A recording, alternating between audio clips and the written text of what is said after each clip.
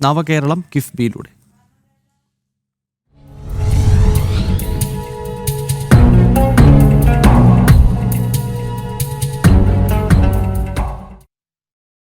സംസ്ഥാനത്ത് വിദ്യാഭ്യാസ മേഖലയിൽ സംഭവിച്ചത് അത്ഭുതപ്പെടുത്തുന്ന മാറ്റങ്ങളെന്ന് വിദ്യാഭ്യാസ മന്ത്രി വി ശിവൻകുട്ടി. സർക്കാർ സ്കൂളുകളെ അന്താരാഷ്ട്ര നിലവാരത്തിലേക്ക് ഉയർത്താൻ കിഫ്ബി വഴി വഹിച്ച പങ്ക് വലുതാണ്. അടിസ്ഥാന സൗകര്യം മുതൽ സമൂലമായ വികസനം കിഫ്ബിയിലൂടെ സാധ്യമായെന്ന് മന്ത്രി പറഞ്ഞു.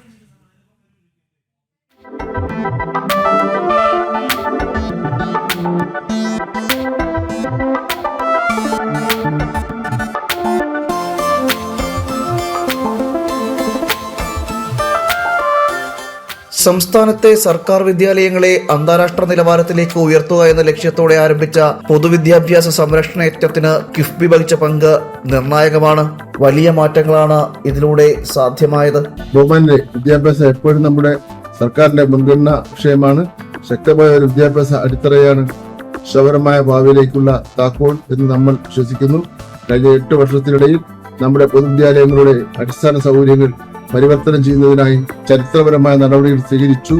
കിഫ്ബി വഴി സ്കൂൾ കെട്ടിടങ്ങൾ നവീകരിക്കുന്നതിനും നമ്മുടെ കുട്ടികൾക്ക് സുരക്ഷിതവും സുസജ്ജവും പ്രചോദനാത്മകവുമായ പഠനാന്തരീക്ഷങ്ങൾ ലഭ്യമാക്കുന്നുവെന്ന് ഉറപ്പാക്കുന്നതിനും മൊത്തം 1427 കോടി രൂപ നിശ്ചയിച്ചു.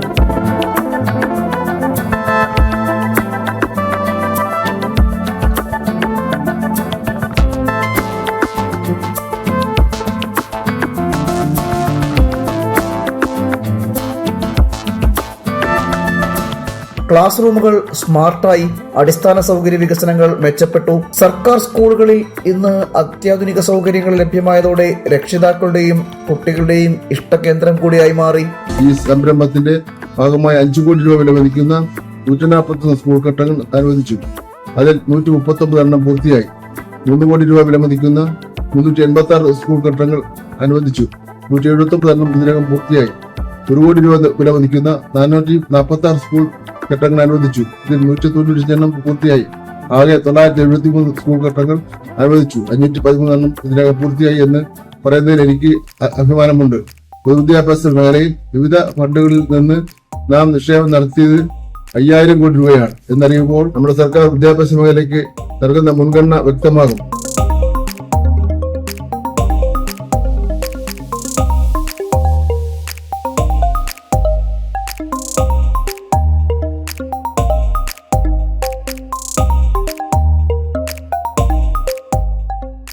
കിഫ്ബിയിലൂടെ പൊതുവിദ്യാഭ്യാസ രംഗത്ത് സൃഷ്ടിച്ച ഈ അടിസ്ഥാന സൗകര്യ വിപ്ലവം കേരളത്തിന്റെ സാമൂഹിക വികസന സൂചികകളെയും ഭാവിയിലെ മനുഷ്യവിഭവശേഷിയെയും ശക്തിപ്പെടുത്തുമെന്ന കാര്യത്തിൽ സംശയമില്ല.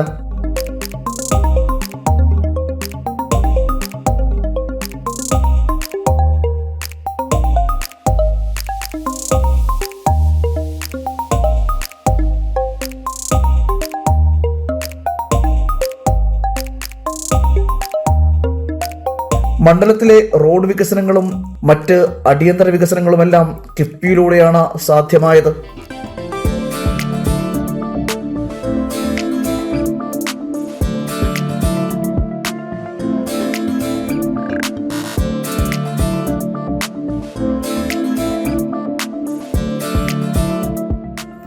ജനം, തിരുവനന്തപുരം.